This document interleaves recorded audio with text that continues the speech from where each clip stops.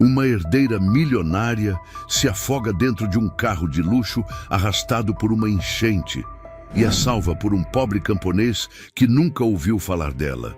Isolados, ela precisa esconder quem é, mas o que começa como sobrevivência mergulha num segredo capaz de destruir tudo. E quando a verdade vem à tona, ninguém está preparado para o que acontece. Inscreva-se em nosso canal para não perder mais histórias emocionantes como esta e deixe o seu curtir no vídeo para continuar assistindo. O som agudo do alerta meteorológico ainda ecoava no painel digital quando Isadora girou o volante com força, tentando manter o controle do SUV.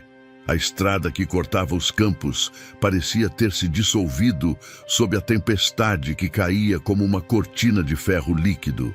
Os pneus perderam tração. A água subia depressa, como se o mundo estivesse afundando com ela dentro. O limpador de para-brisa já não dava conta. As gotas pesadas batiam como pedras no vidro. O celular vibrava no banco do passageiro, mas ela não ousou tirar os olhos da estrada, ou do que restava dela. O GPS havia falhado. O rádio só cuspia chiados. "Calma, é só uma estrada rural. Vai passar", murmurou, como se a própria voz pudesse protegê-la do caos lá fora. Mas não passou. O carro estancou em um trecho onde a água já cobria metade das rodas. Isadora tentou dar ré. Nada. Pisou no acelerador. O motor gemeu, afogando-se. Foi quando sentiu o impacto. Uma correnteza lateral empurrou o veículo, fazendo-o girar em câmera lenta.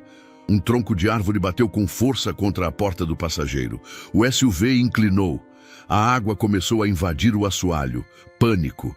Ela gritou por ajuda, mas a única resposta foi o rugido do rio improvisado. Tentou abrir a porta. Trancada. Vidros travados. Pegou o celular. Sem sinal. Os olhos dela, arregalados, buscaram qualquer sinal de vida na margem da estrada alagada. Nada além de escuridão e lama. A água chegou aos joelhos. O ar ficou denso. O frio entrava pelos ossos. A respiração começou a se acelerar. Isadora bateu no vidro com o cotovelo, depois com a bolsa. Nada. Estava presa. Então, um vulto. Um homem. Alto, magro, com um capuz encharcado colado à cabeça. Ele corria contra a corrente, arrastando algo de metal. Um pé escorregou. Ele caiu, levantou de novo. Chegou ao carro. Isadora tentou gritar, mas o som ficou preso no peito. Ele ergueu uma barra de ferro e começou a bater no vidro lateral com fúria. Trac, trac. O vidro trincou, estourou. A água entrou com força, empurrando Isadora contra o volante. O homem enfiou o braço e puxou-a pelos ombros. Ela engasgou, engoliu água. A respiração falhou, mas foi arrastada para fora. Lama, frio, vozes distantes, tudo embaralhado. Ela sentiu o corpo bater no chão firme. Tossiu, arfou. Viu o rosto dele por segundos, coberto de barro, barba por fazer, olhos castanhos intensos. "Você tá viva?" perguntou ele sem fôlego. Ela desmaiou. O teto de madeira estava escuro e baixo quando Isadora abriu os olhos. A cabeça latejava. O corpo tremia de frio. Uma colcha áspera a cobria. Ela estava deitada em um sofá gasto. O som da chuva ainda estava ali, mas abafado. Tentou se sentar. A tontura voltou como um soco. "Calma. Fica deitada." O homem estava ali, agora sem capuz, roupas simples, sujas de terra. Estava sentado numa cadeira de palha, com os braços cruzados e uma expressão dura. Onde eu tô?" sussurrou. "Na minha casa, Vila de Santa Lúcia. A estrada desmoronou. Você ia morrer afogada." Ela tentou puxar da memória. A estrada, o carro, o rosto dele. "Meu celular", começou. "Tá seco no fogão. Não tem sinal aqui. Vai ter que esperar." Ela hesitou. Precisava contar quem era? Não, não ainda. "Meu nome é Isa." Ele assentiu. "Miguel." Silêncio. Isadora olhou ao redor. A casa era pequena, de madeira envelhecida. Havia um fogão a lenha, uma mesa com 2 cadeiras e uma estante com livros antigos. Simples, rústico. limpo, apesar do caos. Obrigada por me salvar. Miguel apenas deu um meio aceno. Você estava dirigindo aquele carro enorme numa estrada assim, no meio dessa chuva. O que você estava pensando? Ela não respondeu. Não sabia. Fugindo, buscando paz. Nem ela sabia ao certo porque tinha pegado a estrada rural naquela tarde. Só sabia que precisava escapar. De tudo. Você é da cidade? Ele perguntou. Sim. Vim visitar uma amiga que mora mais adiante. Me perdi na estrada. Mentira. Miguel não pareceu convencido, mas não pressionou. Foi até o fogão, pegou uma caneca e voltou. Toma isso, chá de boldo. Vai ajudar a cabeça. Ela pegou com as mãos trêmulas. Obrigada. Pode ficar aqui até a chuva passar. Mas amanhã vai ter que ajudar. Ela o olhou surpresa. Ajudar? Tem muita gente da vila que perdeu tudo com essa enchente. A gente vai precisar de mãos, até as de quem nunca pegou numa enxada. Havia uma ponta de provocação ali. Ela forçou um sorriso. Claro, eu ajudo. A luz do amanhecer entrou filtrada pela cortina fina de tecido bege, pousando sobre o rosto de Isadora com um calor suave. Ela acordou de sobressalto, sentando-se de uma vez no sofá estreito. O corpo doía, como se tivesse sido atropelado por um trem. Por um segundo, esqueceu onde estava. O cheiro de madeira queimada e ervas cozidas pairava no ar. Aos poucos, os fragmentos da noite anterior voltaram. A água, o carro, o homem. Ela virou a cabeça e o viu, do lado de fora da casa, dividindo lenha com um machado. O gesto firme, os ombros largos, o movimento concentrado. Ainda parecia uma miragem. Miguel. Isadora puxou a colcha até os ombros. Sentia frio, vergonha e algo que não sabia nomear. O celular. Ela o viu em cima da bancada. Correu até ele, ainda sem sinal. Nenhuma barra, nenhum milagre. Atrás dela, a porta rangeu. Vai querer café ou chá? A voz de Miguel era baixa, arrastada, como quem escolhe bem as palavras antes de gastá-las. Isadora se virou, forçando um sorriso. Café, se tiver. Ele assentiu e foi até o fogão. A chaleira já chiava. O silêncio entre os dois era espesso, quase sólido. Ela sabia que precisava manter a história. Você mora aqui há muito tempo? Desde sempre. E vive sozinho? Sim. Cada resposta era uma muralha. E ela não podia culpar. Aparecera no meio da noite com roupas caras e um SUV atolado no barro.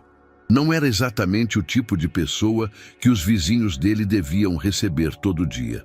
Devo ter te dado um trabalhão ontem. Tentou puxar assunto, esperando um tom mais leve. Ele virou-se com duas canecas fumegantes e pousou uma diante dela. Não é todo dia que a gente arranca alguém de dentro de um carro afundando, mas não foi o pior que já vi. Ela segurou a caneca com as duas mãos. O calor era bem-vindo. O peso no peito, não. Obrigada de novo, de verdade. Você me salvou a vida. Eu estava indo visitar uma amiga, mas me perdi depois que o GPS falhou. Ela prendeu a respiração, esperando alguma reação. Miguel apenas a observou por alguns segundos. Seus olhos não eram agressivos, mas viam mais do que deviam. E essa amiga mora onde? Ah, próximo de Serra Branca. Você conhece? É longe daqui. E não tem estrada que leve direto para lá, não. Isadora congelou. Pensou rápido. Ela me passou uma rota alternativa, mas acho que me confundi na bifurcação. Ele bebeu o café sem tirar os olhos dela. Não disse nada. A tensão era palpável. O silêncio entre os dois não era o de conforto.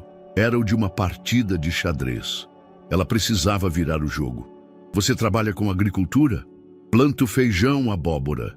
Tenho umas galinhas. Nada demais. E a vila? Parece bem isolada. A gente se vira, mas essa enchente pegou todo mundo de surpresa. Vocês têm ajuda da prefeitura? Ele deu um riso curto. Ajuda? Só aparece em época de eleição. Isadora mordeu o lábio. Ela conhecia esse discurso. Tantas campanhas publicitárias da empresa da família que romantizavam a vida no interior. E ali estava ela, encarando o avesso do que venderam. Vai chover mais hoje? Arriscou. Talvez. Mas a estrada tá bloqueada. Só helicóptero agora. Ela assentiu. Então vou incomodar um pouco mais. Ele encolheu os ombros. A casa é pequena, mas tem teto. Havia algo desconcertante na maneira como ele era direto, quase seco. Não estava sendo rude, era só real, sem floreios. Como o barulho da lenha estalando no fogo, como o cheiro de terra molhada entrando pela janela. Miguel recolheu os pratos da noite anterior e começou a lavá-los numa bacia com água morna. Isadora observou em silêncio. Na cidade, ninguém fazia isso sozinho. Posso ajudar em algo? Ele olhou por cima do ombro. Sabe cozinhar? Ela hesitou. Digamos que sei fazer um bom ovo mexido. Então já é mais do que muita gente por aqui. Um pequeno sorriso se formou. Breve. Mas foi um começo. No fim da manhã, Miguel saiu para verificar os danos causados pela chuva. Isadora ficou sozinha na casa. Aproveitou para explorar o ambiente. Tudo era extremamente organizado, mesmo em sua simplicidade. Os livros na estante iam de romances clássicos a manuais de plantio e biologia. Um deles estava marcado com uma folha seca, A Semente da Terra. Ela o abriu ao acaso e leu um parágrafo sublinhado. Quem conhece a terra conhece a verdade, e quem planta com as próprias mãos jamais aceita colher mentiras. Engoliu seco. Voltou ao sofá pensativa. Ela não tinha ideia de quanto tempo teria que manter aquela mentira. Mas sabia que quanto mais demorasse, mais dolorosa seria a revelação. Ainda assim, algo nela resistia. Talvez porque, pela primeira vez, ninguém estava tratando-a como a filha do dono. Apenas como Isa, uma mulher perdida na tempestade. Quando Miguel voltou, a camisa estava molhada de suor e lama. Trazia sacolas com hortaliças e uma expressão exausta. Tem gente da vila que perdeu tudo. Uns estão sem água, sem comida. Ela se levantou. Quero ajudar. Me diga o que posso fazer. Ele hesitou. Você não parece do tipo que carrega baldes. Talvez não pareça, mas quero tentar. Ele a encarou com olhos desconfiados. Ainda assim, pegou uma mochila velha e jogou nas mãos dela. Vamos ver se você aguenta. O barro subia até quase os tornozelos de Isadora. O calor era abafado, úmido, e cada passo parecia uma disputa entre seus tênis caros e o chão que insistia em engoli-los. A mochila nas costas já pesava mais do que deveria. Miguel andava à frente, sem dizer muito, carregando 2 sacolas pesadas com verduras frescas, como se o barro fosse chão de asfalto. A vila estava silenciosa demais para um lugar que havia sido violentamente inundado 2 dias antes. Telhados encharcados, portas entreabertas, crianças brincando com galhos e poças, como se fossem brinquedos. Havia uma normalidade estranha ali, uma aceitação melancólica do caos. Ali é a casa da Dona Olinda. O marido morreu no último verão. Ela mora sozinha agora, disse Miguel, parando diante de uma casinha de madeira azul com janelas brancas e vasos tortos na janela. Isadora assentiu, sem fôlego. O que vamos fazer? Ver se ela tem o que comer, se a água levou o fogão dela. Miguel bateu a porta 2 vezes antes de empurrá-la com cuidado. Dona Olinda? A senhora apareceu com os olhos fundos e o rosto marcado por rugas profundas. Enrolada num chale, sorriu ao ver Miguel. Menino, graças a Deus. Eu achei que ninguém vinha hoje. Trouxe um pouco de comida. Essa aqui é Isa, tá ajudando. Isadora sorriu sem jeito, estendendo a mão. Dona Olinda segurou com delicadeza. Você não é daqui, né? Não, mas estou tentando ajudar como posso. Isso é bom. Sempre cabe mais um quando tem boa vontade. Miguel entrou na casa, abriu a despensa, olhou o fogão, conferiu o botijão de gás. Isadora observava, sem saber onde colocar as mãos. Quantas casas vocês visitam por dia? Perguntou baixinho. Quantas derem tempo? E fazem isso sempre? Sozinhos? Não é questão de escolha. A gente se vira com quem aparece. Isadora não respondeu. A simplicidade do gesto, a ausência de expectativas, Tudo soava diferente do mundo onde ela cresceu. Lá, cada boa ação vinha com marketing, com logo, com hashtag. Aqui, era só necessidade. Ao longo da manhã, eles visitaram outras 4 casas. Cada uma parecia uma cápsula de luta silenciosa. Em uma mulher lavava roupas à mão com sabão caseiro. Em outra, um rapaz tentava reconectar uma antena improvisada de internet. Em todas, Miguel era recebido com respeito contido e olhares curiosos para Isadora, a estranha de mãos limpas e roupas de cidade. Em uma das casas, uma menina de uns 7 anos ofereceu a ela um desenho feito com lápis de cor manchado de umidade. Uma árvore, uma casa, 2 rostos sorrindo. Para você guardar, porque você é bonita. Isadora segurou o papel como se fosse vidro. A menina correu para dentro antes que ela pudesse agradecer. Você tá bem? A pergunta veio de Miguel horas depois, quando já voltavam para casa. A mochila dela estava vazia. As mãos vermelhas de tanto segurar alças ásperas. Sim, só um pouco exausta. Não parece que você é de muito esforço físico. Não sou. Ele riu pela primeira vez. Não foi zombeteiro. Foi verdadeiro. Mas você tentou. Isso já é mais do que muita gente da cidade faria. Ela não sabia se aquilo era um elogio ou um lembrete. Mesmo assim, sorriu. De volta à casa de Miguel, Isadora sentou-se no degrau da varanda, respirando fundo. O sol já se punha por trás das árvores distantes, tingindo o céu de um laranja vibrante. O celular ainda insistia em não mostrar sinal. Ela o jogou de lado com um suspiro. "O que você faz quando não tem para onde fugir?" perguntou de repente. Miguel estava limpando os sapatos com uma escova. Parou, ergueu o olhar. "Você fica. Aprende a ficar. Mesmo quando tudo dentro de você quer sair correndo. Especialmente nessas horas." Isadora passou a mão pelos cabelos úmidos. O que estava fazendo ali? Cada dia naquele lugar parecia desmanchar uma parte dela. Mas não era exatamente uma dor ruim, era como se estivesse desaprendendo e talvez precisasse disso. "Você vai ficar quanto tempo?" Ela hesitou. "Não sei, até conseguir contato, até tudo se acalmar." Miguel assentiu. Não questionou. Mas seus olhos diziam que sabia que havia mais por trás daquela resposta. Naquela noite, Miguel cozinhou um ensopado simples com abóbora e arroz. Comeram em silêncio, ouvindo apenas o som dos grilos e da lenha estalando. "Você cozinha bem", disse Isadora. "Não tem delivery por aqui." Ela riu, de verdade. Foi leve, desarmado. Ele a olhou por alguns segundos antes de se levantar e recolher os pratos. Na mesa, Isadora reparou em um porta-retrato com uma imagem antiga. 2 meninos muito parecidos rindo em frente a uma plantação. Um deles era Miguel. O outro, "É seu irmão?" Ele congelou por um segundo, depois assentiu. "Era. Ele não está mais com a gente. Desculpa. Não queria invadir." Miguel respirou fundo. Não foi culpa sua. Mas havia algo na maneira como disse aquilo que deixava claro. Alguém teve culpa. E era uma história ainda não contada. Naquela noite, Isadora demorou a dormir. O colchão improvisado no sofá doía nas costas. Cabeça fervilhava, os pés doloridos, mas havia algo mais, um desconforto diferente, um silêncio que ecoava mais fundo.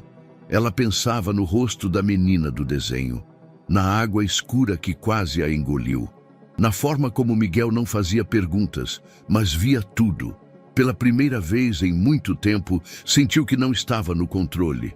E talvez não precisasse estar. O som do galo cantando era um tipo de despertador que Isadora jamais escolheria. Ainda assim, ela abriu os olhos antes do sol romper no céu. A luz alaranjada vazava pelas frestas da parede e o ar carregava o cheiro de madeira crua, fumaça e terra úmida. Do outro lado da casa, Miguel já se movia. Os passos firmes, o arrastar de cadeiras, o tilintar de utensílios. Ela sentou-se devagar, esticando os braços doloridos. Cada músculo lembrava o dia anterior. Os baldes, as caminhadas, o calor abafado. Mas, estranhamente, ela não sentia arrependimento. Era um incômodo físico, misturado a uma espécie de orgulho silencioso. Miguel abriu a porta da frente sem dizer nada. O céu lá fora ainda era meio azul, meio cinza. Uma névoa baixa cobria o campo. Isadora colocou os tênis, agora permanentemente manchados, e seguiu o som do balde batendo no poço. "Bom dia", disse, ainda sonolenta. Miguel apenas assentiu com a cabeça, continuando a encher os recipientes. Passou-lhe um balde cheio e apontou com o queixo para o lado da casa. "Lava o chão da varanda. Tá cheio de lama da noite passada." Sem protestar, ela pegou o balde e foi. A água estava gelada. Seus pés escorregaram nas primeiras tentativas. As mãos, pouco firmes. Mas ela insistiu.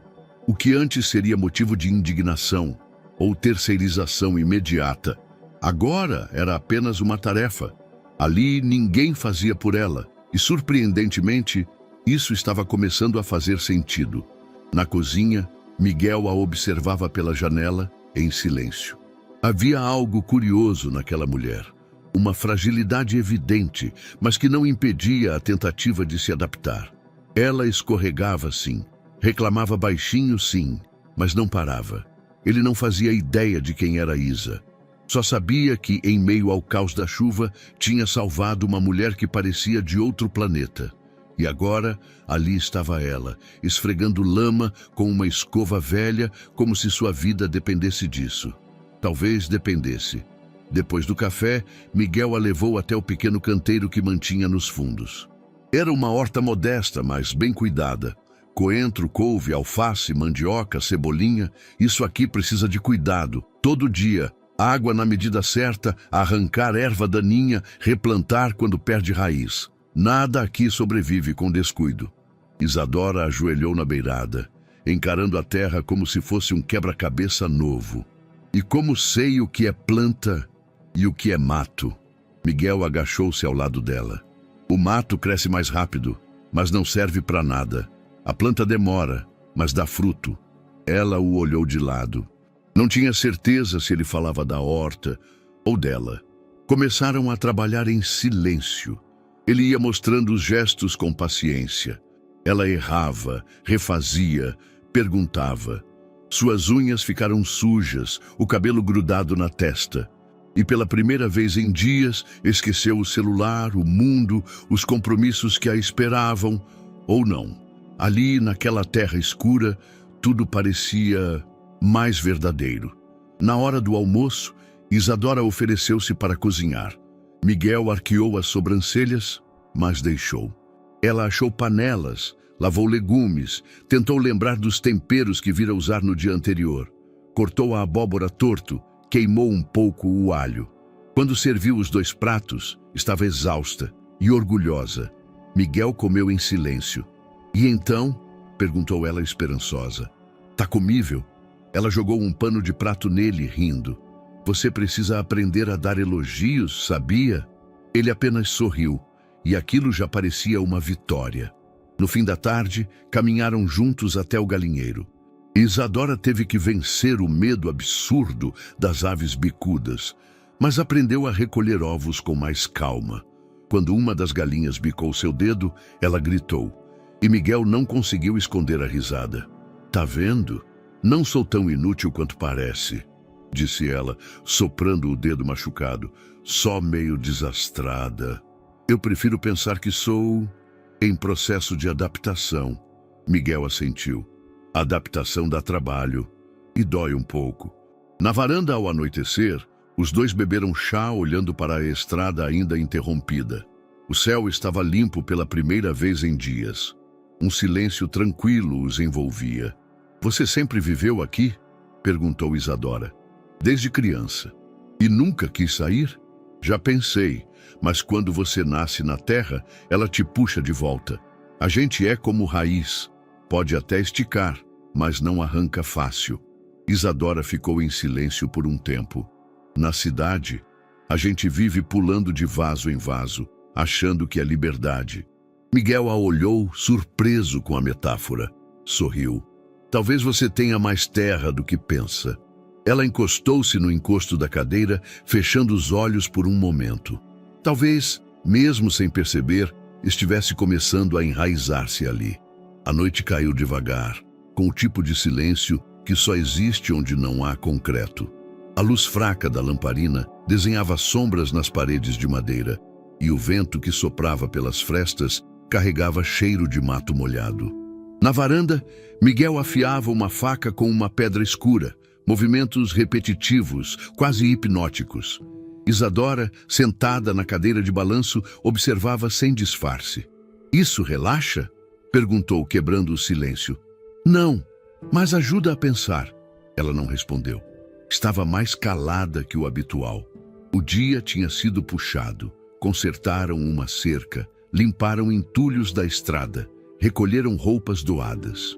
O corpo dela estava exausto, mas a mente estava em redemoinho. "Posso perguntar uma coisa?" Miguel parou o movimento. "Pode tentar." Quem era o menino da foto na estante? Ele ficou alguns segundos em silêncio. A lâmina parou de cantar sobre a pedra. "Meu irmão, Samuel." Ela esperou. Miguel respirou fundo, como se estivesse buscando coragem na própria memória. Ele era mais novo, engraçado, inteligente de um jeito que não cabia aqui. Queria estudar fora, fazer engenharia ambiental. Dizia que ia mudar o mundo. Isadora engoliu seco. E o que aconteceu com ele? Miguel se levantou, caminhou até o parapeito da varanda e encarou o escuro como se pudesse enxergar o passado nele. Há 2 anos fizeram uma obra perto daqui. Uma empresa grande. Prometeram empregos, desenvolvimento, aquelas palavras bonitas que vêm em campanha. Construíram uma barragem para conter resíduos industriais de uma mineradora. Ela já sabia onde aquilo ia dar. Choveu demais. A estrutura não aguentou. A lama desceu com força. Enterrou parte da mata, poluiu o rio, matou os peixes e levou meu irmão junto. Isadora sentiu o peito apertar. "Ele estava lá?" sussurrou. Ele tinha conseguido um estágio na cooperativa local que fazia monitoramento ambiental. Tentou avisar que a barragem tinha falhas. Ignoraram. No dia do rompimento, ele estava recolhendo amostras d'água. Meu Deus! Miguel passou a mão pelo rosto como se apagasse a lembrança. Acharam o corpo dias depois, enterrado em lama, com o tablet ainda nas mãos. O silêncio caiu pesado. Isadora queria dizer algo, qualquer coisa, mas sua garganta parecia costurada por dentro. E a empresa? Não fizeram nada? Deram entrevista. Disseram que foi acidente isolado, que prestaram toda a assistência. Mas a gente aqui sabe, eles sabiam do risco, só não se importaram. Ela olhou para ele e algo dentro dela se partiu. A dor nos olhos de Miguel não era raiva simples, era um tipo de luto que se veste de silêncio, um peso que não se solta. Isadora se levantou e caminhou até ele, sem saber o que estava fazendo. Ficou ao lado, olhando o escuro também. "Desculpa." "Por quê?" "Por tudo isso, por essa dor." Ele a olhou de relance. Não havia acusação, mas havia algo mais cruel, a ausência dela. "Você não tem culpa." Ela queria acreditar nisso, mas o nome da empresa ficou martelando na cabeça. Ela não sabia os detalhes, mas algo no jeito como Miguel falou, alguma coisa no nome da mineradora, lhe soava familiar, conhecido demais. Ela se afastou, voltando para dentro da casa. Foi até a bolsa, puxou o celular, sem sinal. Mas o logo da mineradora que Miguel citou, Zeltar Ambiental, a fazia lembrar de reuniões abafadas, planilhas aceleradas e um almoço com seu pai, quando ele elogiou a agilidade da nova divisão de resíduos adquirida no interior. A ligação era real, forte, e de algum modo Isadora estava conectada àquela tragédia. Sentou-se no sofá e deixou o corpo desabar. O nó na garganta era mais grosso do que qualquer justificativa que pudesse dar. Ela ouvira a história dele e ele não fazia ideia da dela. Não ainda. O nome Zeltar Ambiental ecoava na cabeça de Isadora como um zumbido insistente. Aquilo não era coincidência. Não podia ser. Ela revirou mentalmente os arquivos de conversas de jantar, reuniões abafadas no escritório do pai e relatórios que passavam pela sua mesa antes das apresentações corporativas. Zeltar era uma subsidiária, um braço discreto da Vicenza Global, o império construído por sua família. Ela se levantou do sofá como se algo queimasse por dentro, a garganta seca, a nuca formigando. Foi até o quarto de Miguel, que ficava nos fundos, e olhou para a porta fechada. Pensou em bater, contar tudo ali mesmo. Dizer: Miguel, a empresa responsável pela morte do seu irmão faz parte da minha família. Eu sou Isadora Vicenza. Mas não conseguiu. Voltou para a cozinha e se apoiou na bancada. O cheiro do chá da noite anterior ainda pairava no ar. Mas agora, tudo parecia contaminado por um tipo de culpa que não se desfaz com banho ou sono. A mão tremia quando abriu o celular de novo. Sem sinal. Nada. E talvez fosse melhor assim. Porque o que ela faria com essa informação se tivesse acesso ao mundo? Fugir, denunciar ou esconder? Você está acordada ainda? A voz de Miguel a fez virar com um sobressalto. Ele estava na porta da cozinha, sem camisa, com uma toalha jogada no ombro, visivelmente surpreso por vê-la de pé àquela hora.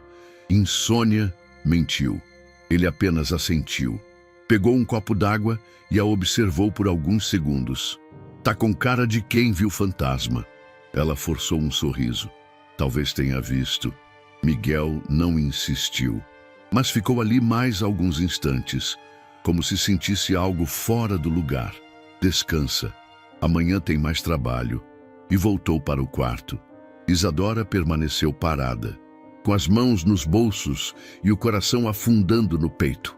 Na manhã seguinte, o sol surgiu opaco, escondido por nuvens baixas. O calor era pesado, grudando na pele como poeira úmida. Durante o café, Miguel falava pouco, e Isadora, menos ainda. Cada colherada de mingau era um esforço para fingir normalidade. Hoje a gente vai tentar limpar o armazém da vila. Tem lama até no teto. Ela assentiu. Queria trabalhar, sujar as mãos, sentir o peso real do mundo, algo que distraísse da consciência. A vila estava mais movimentada do que nos dias anteriores. Crianças carregavam baldes, homens arrastavam móveis destruídos, mulheres peneiravam arroz que sobrou seco. Um grupo organizava doações sob um toldo improvisado. Isadora mergulhou ali, pegando caixas, varrendo o chão, carregando lençóis, qualquer coisa que evitasse falar. Você está estranha hoje. A frase veio de uma mulher de meia idade que coordenava as atividades. Ela tinha os olhos atentos e um lenço colorido na cabeça. Só cansada, respondeu Isadora sem parar de dobrar cobertores. Não parece cansaço, parece angústia. Isadora parou por um segundo, mas voltou ao trabalho. Talvez um pouco dos dois. A mulher apenas assentiu, como quem sabia que certas dores não precisam de nome. Na hora do almoço, Miguel reapareceu. Estava coberto de lama até a cintura, mas parecia satisfeito com o progresso. Você foi bem lá, disse ele, limpando as mãos num pano. Fiz o que deu. É mais do que muita gente. Ela agradeceu com um gesto da cabeça. Ficaram em silêncio por um tempo, sentados sob a sombra de uma árvore, bebendo água morna de garrafa reutilizada. Você tem cara de quem nunca lavou uma calçada na vida, disse ele de repente. E você tem cara de quem nunca usou elevador. Os dois riram. O gelo rachou por um momento. Por que veio parar aqui, Isa? De verdade. Ela mordeu o lábio. O coração acelerou. Eu precisava fugir. Fugir do quê? Ela desviou o olhar. De mim mesma, talvez. Miguel não insistiu. Apenas bebeu mais um gole d'água. Tem coisas que a gente carrega sem saber. E quando se dá conta, já é tarde. Ela quase perguntou o que ele carregava, mas sabia, e agora também carregava algo. À noite, no chuveiro improvisado no fundo do quintal, Isadora ficou mais tempo do que o necessário. A água fria lavava a sujeira da pele, mas não levava a culpa.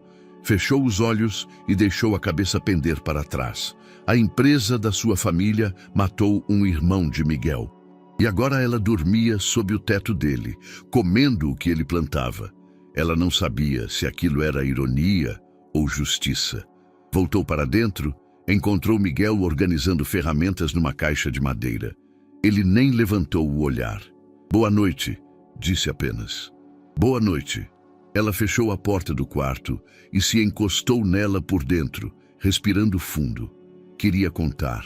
Queria. Mas sabia que, se falasse agora, talvez não houvesse volta. Então, pelo menos por enquanto, Isa continuaria sendo só Isa. E o nome Vicenza continuaria escondido. O céu daquela tarde estava carregado, mas não chovia. A vila parecia suspensa no tempo entre o caos recente e o esforço de reconstrução.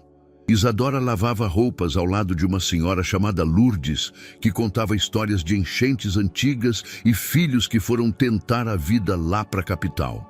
O barulho dos riachos improvisados entre as casas era constante. A cada passo, sapatos afundavam na lama ou escorregavam em pedras. Ainda assim, Isadora parecia menos deslocada. Os dedos estavam feridos, os músculos doloridos, mas algo nela já andava no ritmo da terra. Foi então que sentiu a vibração no bolso do casaco. O celular. Tirou com pressa. Uma única barra de sinal. O coração disparou.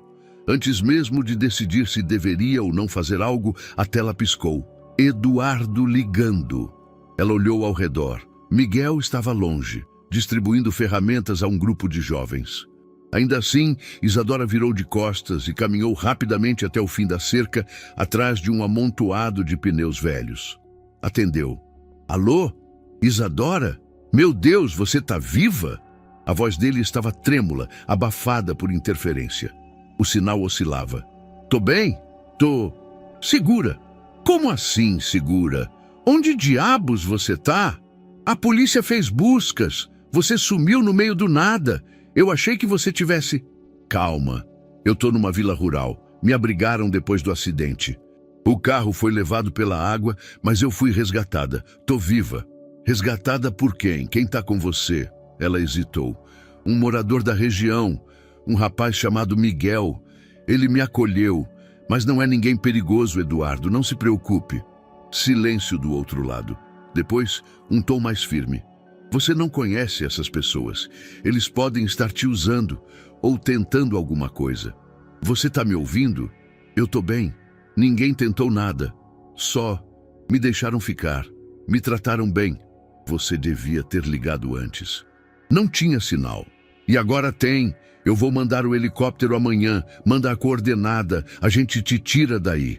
Isadora olhou para o céu. A barra de sinal começava a piscar, ameaçando sumir. "Eu não sei se quero ir ainda." O silêncio ficou mais denso. "Como assim, Isadora? Isso está começando a soar estranho." "Eu preciso pensar. Preciso de tempo. Você sumiu. Tá com desconhecidos. Agora não quer voltar? Tem algo que você não está me contando? Eduardo, por favor, confia em mim." A chamada caiu. Isadora ficou ali, encarando a tela que agora exibia sem serviço. O coração acelerado, a respiração curta. Ela sabia que aquele momento ia chegar, mas ainda assim não estava pronta. Quando se virou, Miguel estava a poucos metros, parado com as mãos sujas de graxa, os olhos fixos nela. "Você conseguiu sinal?" Ela respirou fundo. Por um instante, sim. "Era sua família?" "Meu noivo." O silêncio que se seguiu foi desconfortável. Miguel assentiu com um leve movimento de cabeça, mas os olhos escureceram. "Ele tá vindo te buscar?" "Não sei ainda. Talvez." Miguel se afastou antes que ela pudesse dizer mais alguma coisa. Mais tarde, durante o jantar, a tensão era quase visível. A comida no prato parecia sem gosto. Os sons naturais da noite, que costumavam soar acolhedores, pareciam mais distantes. Você não me contou que tinha noivo, disse Miguel por fim, sem levantar os olhos do prato. Não achei que fosse relevante. Para você, talvez não. Ela colocou os talheres sobre a mesa. Eu não escondi, só... Não falei, eu tô confusa. Não tô pedindo explicação, mas você quer. Ele a olhou finalmente. Eu quero entender por que alguém como você, com um noivo rico e uma vida na cidade, escolhe se enfiar aqui, e agora que o mundo voltou a te chamar, você hesita. Por quê? Isadora sentiu o peso da pergunta. Ela mesma ainda buscava essa resposta. Porque talvez aqui eu me sinta mais real. Miguel não respondeu. Levantou-se, pegou os pratos e foi até a pia.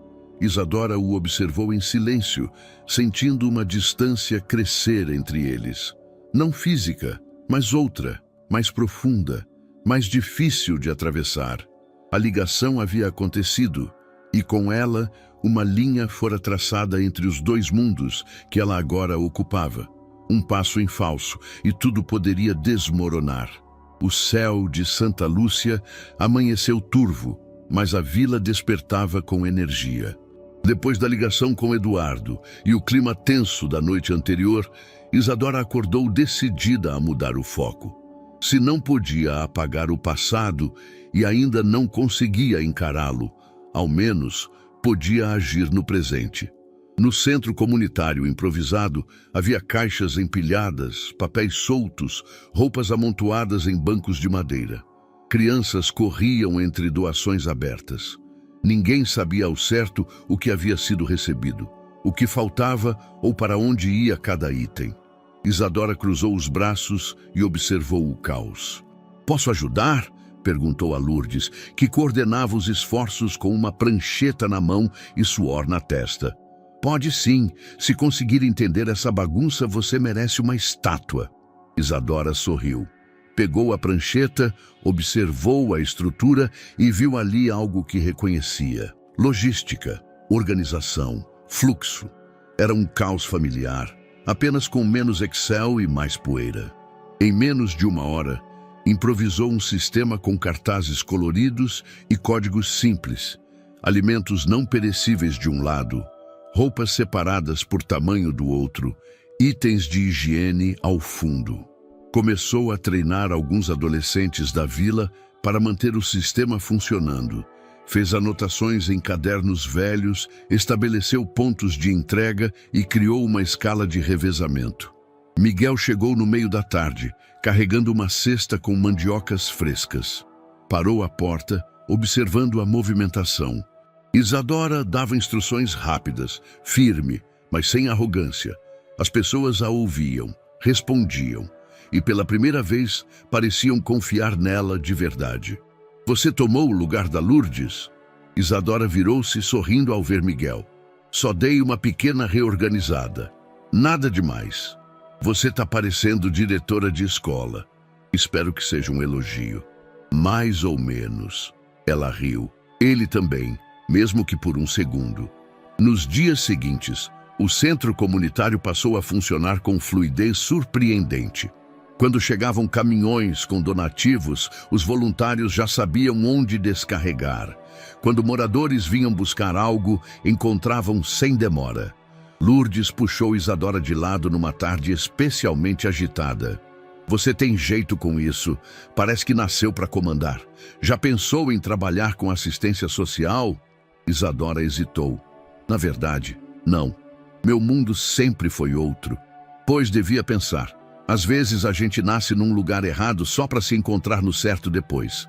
A frase ficou martelando na cabeça dela por horas. Na varanda de casa, naquela noite, Miguel trouxe 2 pratos com canjica quente. "Vi que ficou até tarde no centro hoje. Está funcionando bem, mas ainda tem muito o que fazer. Tem gente dormindo em abrigos apertados. Você não precisava fazer isso tudo." "Talvez não, mas preciso fazer algo que preste. Não dá para fingir que sou só uma turista perdida." Miguel a observou por um tempo. "Você mudou." Ela desviou os olhos. "Ou talvez eu esteja voltando a ser quem devia ter sido. E quem era antes? Alguém que não via nada além do próprio reflexo." Ele assentiu. Depois mexeu na canjica com a colher. Você tem talento para cuidar dos outros, mas precisa se cuidar também. Isadora sorriu. Miguel, isso foi quase poético. Não me acostuma. Eles riram juntos, e por um momento, tudo ali pareceu leve. No dia seguinte, Isadora acordou com um bilhete colado na parede do centro comunitário. Obrigado, dona Isa. A senhora organiza tudo igual, professora. Assinado, Jonas, 8 anos. Ela guardou o bilhete no bolso como se fosse um diploma. Pela primeira vez em muito tempo, sentiu que estava realmente construindo algo. E dessa vez, com as mãos sujas e o coração exposto. A noite caiu serena sobre Santa Lúcia. As nuvens haviam se afastado, revelando um céu cravejado de estrelas que pareciam mais próximas ali do que em qualquer outro lugar que Isadora já estivera. A vila dormia cedo, mas naquela noite ela não conseguia. O ar parecia carregado, não de chuva, mas de expectativa. Miguel estava na varanda, como de costume, afiando a faca sobre a pedra. O som repetitivo havia se tornado quase uma trilha sonora para os pensamentos dela.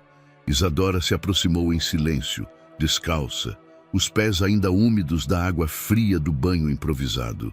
Vestia uma blusa simples e um short largo, o cabelo preso num coque desajeitado.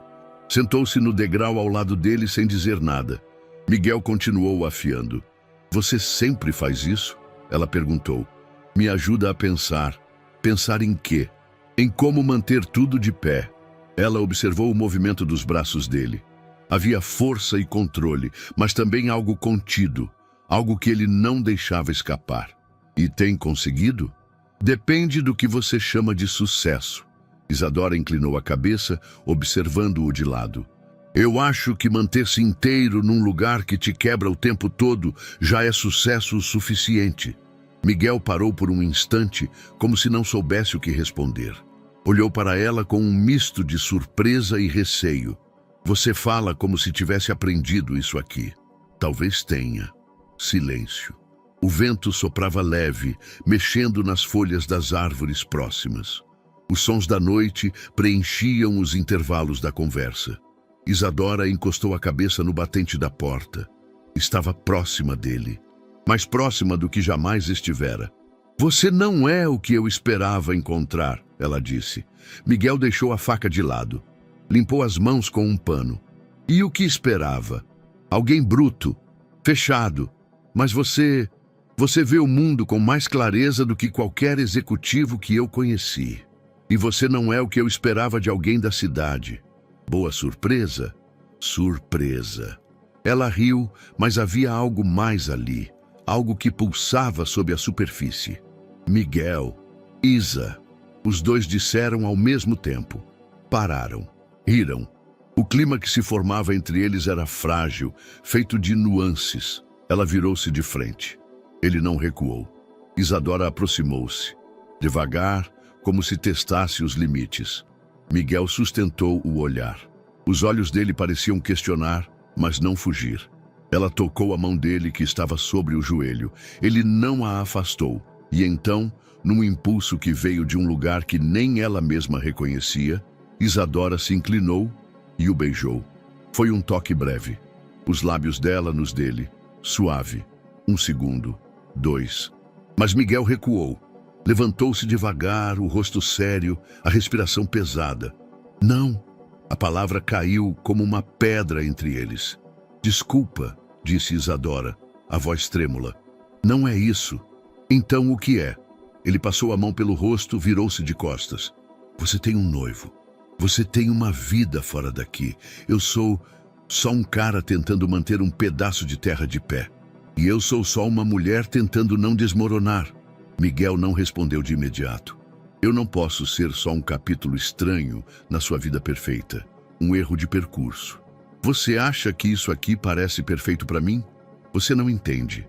Isso aqui é real. É sujo. É difícil. Não é lugar para romance de escapismo. Ela se levantou também, sentindo as mãos tremendo.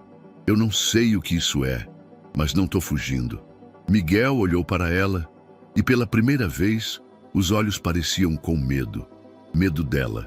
Medo de si mesmo. É melhor você dormir. Amanhã tem mais trabalho. Ela assentiu devagar.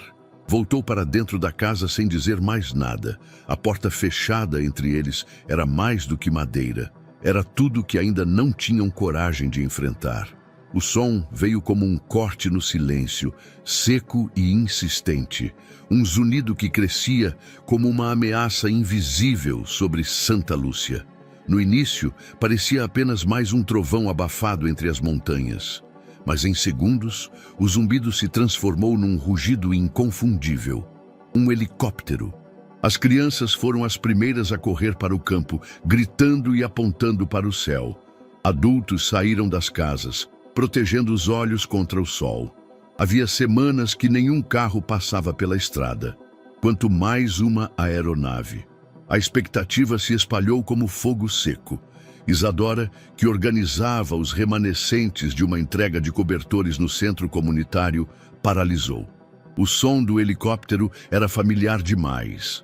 O coração disparou antes mesmo que ela pudesse entender por quê. Sentiu o estômago afundar. Olhou em volta procurando Miguel, mas ele estava longe, cercado por jovens voluntários perto do galpão. O helicóptero surgiu atrás da colina como uma entidade deslocada, preta e reluzente. O barulho das hélices espalhava poeira, folhas e desconfiança. Desceu devagar, impondo-se com arrogância sobre a terra vermelha, até tocar o chão com um impacto seco. A porta lateral se abriu com precisão mecânica. E então ele desceu. Eduardo. De terno cinza claro, sapatos de couro que imediatamente afundaram no barro e uma expressão de puro incômodo. O cabelo impecável mesmo sob o vento, o olhar apressado, urbano, tenso. Ele parou, varrendo a vila com os olhos. Então a viu. Isadora. Ela não se moveu. Apenas o encarou, o corpo inteiro em alerta. Eduardo caminhou até ela com passos largos, desviando de crianças, ignorando os olhares. Parou a poucos centímetros. Não a tocou. Não perguntou se estava bem. Apenas lançou uma pergunta. Você perdeu o juízo? Eduardo, não aqui. Você tem ideia do que causou? Dias sem dar notícia. A polícia acionada, sua família desesperada. E você aqui? Brincando de escoteira nesse fim de mundo? Fala baixo. Fala baixo. Você tem noção de como isso parece? Você, herdeira da Vicenza Global, limpando lama no meio de uma vila rural, dormindo na casa de um estranho? Isso é uma piada? A voz dele foi alta o suficiente para atrair a atenção de todos ao redor. Os moradores começaram a se aproximar. Lourdes franziu a testa. Um dos meninos da vila parou com um pacote de arroz nas mãos. E então, como se o destino planejasse cada segundo, Miguel saiu do galpão, sujo de graxa e poeira, e olhou em direção ao helicóptero. O olhar dele encontrou o dela. Depois deslizou para Eduardo. O tempo parou por um segundo. Você quer me envergonhar? Continuou Eduardo. Ou só enlouqueceu de vez? Eduardo, chega. Não, eu ainda nem comecei. Essas pessoas precisam saber com quem estão lidando. Você se apresentou como Isa, certo? Mas o nome completo é Isadora Vicenza, filha de Lorenzo Vicenza, a mulher que deveria estar numa reunião de conselho agora, e não jogando areia com crianças. O choque reverberou como uma pancada seca. Os murmúrios se espalharam. Isadora sentiu o rosto queimar. Seus olhos se voltaram para Miguel, que agora caminhava devagar, como se tentasse montar um quebra-cabeça que, no fundo, já sabia estar resolvido. Você mentiu? Ele perguntou sem alterar o tom. Ela tentou responder, mas a voz falhou. Você mentiu para mim, para todos? Eu ia contar, eu só não sabia como. O nome da empresa que matou meu irmão é o mesmo do seu sobrenome? Isadora ficou em silêncio. As palavras não vinham. O peso do momento a esmagava. Miguel assentiu devagar.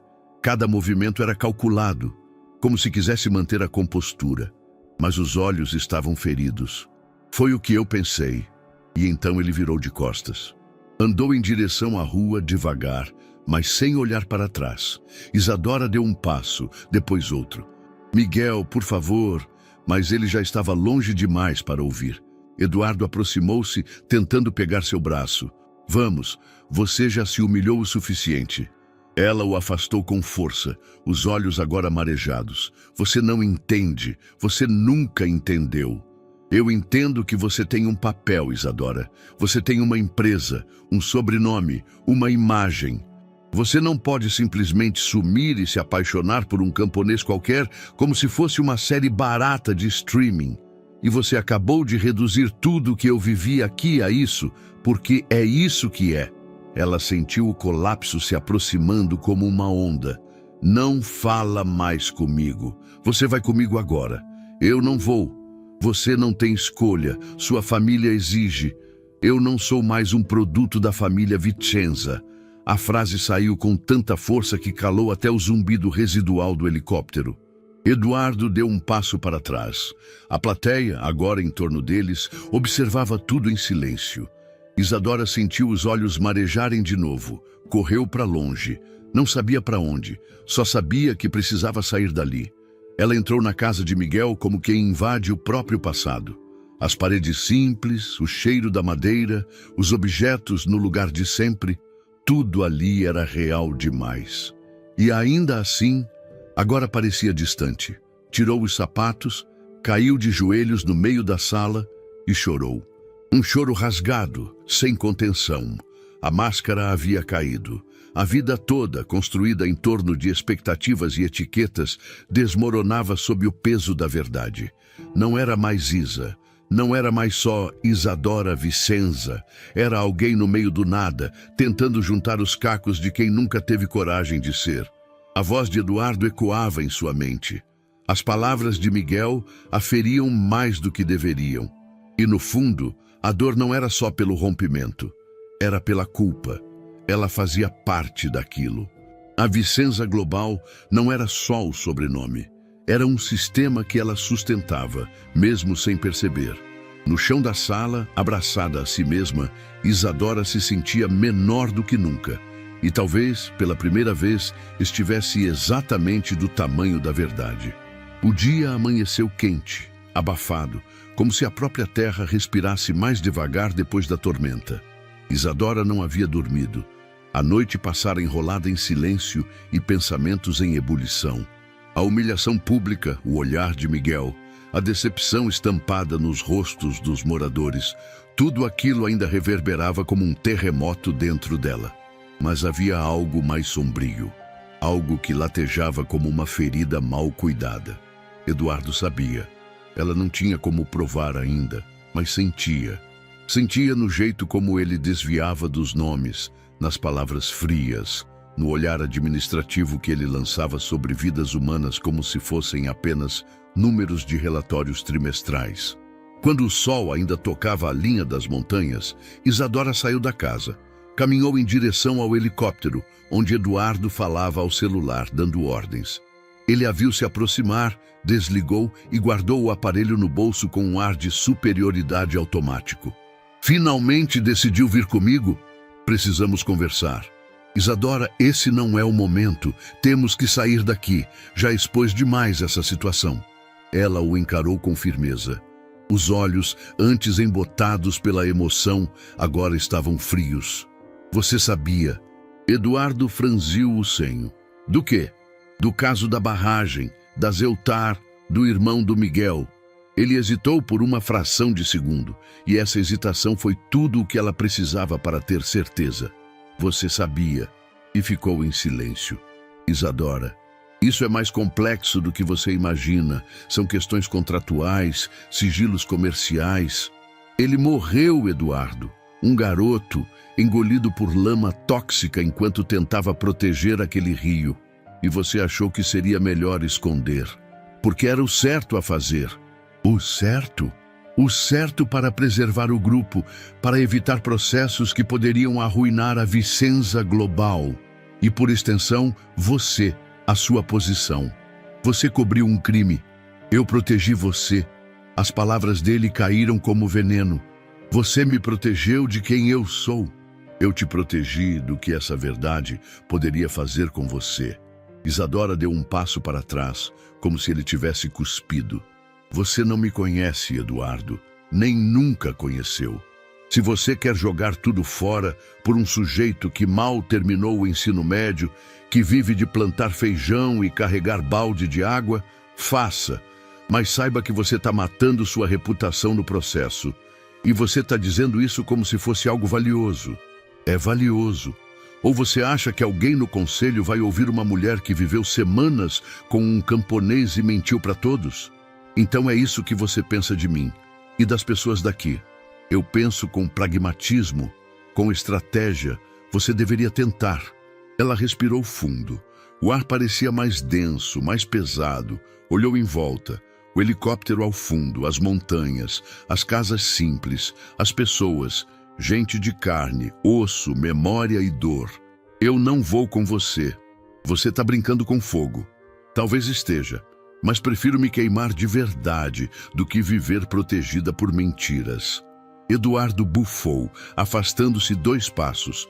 Depois, virou-se com a voz mais baixa. Você não vai sair dessa impune. Não quero impunidade, quero justiça. Ele riu. Então que fique com seu povo, com sua lama, com seu mártir. E você fique com seus gráficos, com sua frieza e com seu vazio. Sem esperar mais, Isadora se virou e caminhou de volta. Sentia as pernas tremerem, mas não parou. Dentro dela, algo havia rompido. Não era culpa, era clareza. Uma visão repentina da estrutura que sempre esteve ao redor e de tudo o que precisava ser enfrentado. Eduardo não a seguiu. E quando o helicóptero decolou minutos depois, levando com ele sua arrogância e seu império de cinismo, Isadora não olhou para cima. Ela já tinha passado tempo demais olhando para o alto. Agora, era hora de olhar para o chão, para as raízes, e começar. O helicóptero já era apenas um ponto sumindo no céu quando Isadora retornou à vila. A poeira levantada pelo pouso começava a se assentar, mas o que pairava no ar agora era mais denso, um silêncio carregado de olhares duros, dúvidas e desconfiança. O caminho até o centro comunitário pareceu mais longo. Cada passo de Isadora afundava não só na terra úmida, mas também no julgamento silencioso que agora brotava dos olhos que antes a acolhiam com simpatia. Os mesmos que haviam lhe oferecido café e abrigo, agora desviavam o olhar. Ela não era mais Isa. Era Isadora Vicenza, herdeira da empresa responsável por tanto luto escondido nas entrelinhas daquela vila. Sabia disso antes mesmo de qualquer um dizer uma palavra. Lourdes foi a primeira a romper o bloqueio do silêncio. Você devia ter contado desde o começo. Isadora assentiu, com a voz presa na garganta. Eu sei. Você comeu do nosso prato, dormiu sob nosso teto e nos deixou pensar que era uma de nós. Eu tentei ser, mesmo sem merecer. A mulher a observou em silêncio, como quem mede um abismo entre 2 verdades. Quando finalmente falou, não foi com raiva, foi com decepção. Vai demorar para a gente esquecer. Eu não espero que esqueçam, mas quero consertar o que for possível. Então comece do zero, como se fosse ninguém. Isadora baixou os olhos e assentiu. A sentença estava dada. Naquela tarde, decidiu não voltar à casa de Miguel. Subiu para o abrigo improvisado atrás da igreja e pediu por um colchão. Dormiria ali, com os demais, sem privilégios, sem exceções. A cama era dura, o ambiente abafado, mas o que mais doía era a ausência de Miguel, dos olhares de afeto, do riso espontâneo das crianças que agora apenas a observavam de longe. Na manhã seguinte, com as mãos ainda marcadas por bolhas, ela se apresentou para o mutirão de limpeza do galpão. Pegou uma pá, enfiou as botas em meio à lama endurecida e começou a trabalhar. Ninguém lhe deu ordens, ninguém ofereceu ajuda, mas também ninguém a impediu. E isso já era alguma coisa. Por dias, ela se manteve em silêncio, dedicada a tarefas pesadas.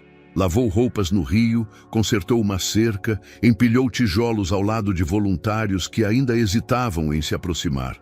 O orgulho havia sido retirado junto com a máscara. Restava a essência. Aos poucos, as crianças voltaram. Primeiro, com olhares rápidos. Depois, com frases tímidas. Um deles deixou um copo d'água em cima do banco onde ela descansava. Outro apontou onde a caixa d'água estava com vazamento. Sinais pequenos, mas reais. Miguel, por outro lado, mantinha-se distante. Estava sempre trabalhando em outro ponto da vila, ocupando-se com outras pessoas.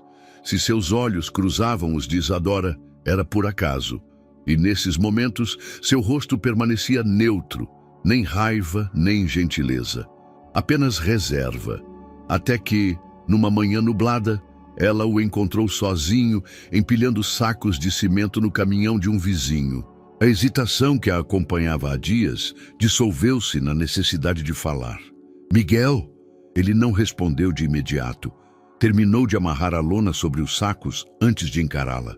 Eu não sei como te pedir perdão. Então não peça, respondeu ele, sem frieza, mas com firmeza. Mas eu preciso. Você sabe o que significa confiar? Aqui, quando a gente entrega a porta da casa, é porque acredita que a pessoa merece entrar. Você entrou, comeu, dormiu e nunca disse a verdade. Eu tive medo e vergonha. Eu também. A pausa entre as frases era um abismo. De mim? Ela perguntou. Miguel desviou o olhar. De ter acreditado, de ter sentido. Ele não completou. Isso não importa mais, concluiu voltando ao trabalho. Importa para mim, insistiu ela. Mais do que você imagina. Ele a encarou por um segundo, mas não disse nada. E ela entendeu. As palavras não bastariam. Naquela noite, Isadora não procurou consolo. Procurou propósito. Abriu seu caderno e listou o nome de cada família da vila. Ao lado, anotou o que sabia, o que perderam, do que precisavam, o que havia sido prometido e não entregue. Foi dormir com os dedos manchados de tinta e uma missão nascida do chão. No dia seguinte, entregou o caderno a Lourdes, sem pedir crédito. Depois, subiu sozinha no telhado da escola e limpou as calhas. Desceu com as mãos enegrecidas e os pés cortados, mas com a alma levemente mais firme. Ainda não havia perdão, mas havia espaço. E ela se entregaria a cada centímetro de reconquista, como quem planta sobre a terra que um dia ajudou a ferir. A ideia nasceu no silêncio.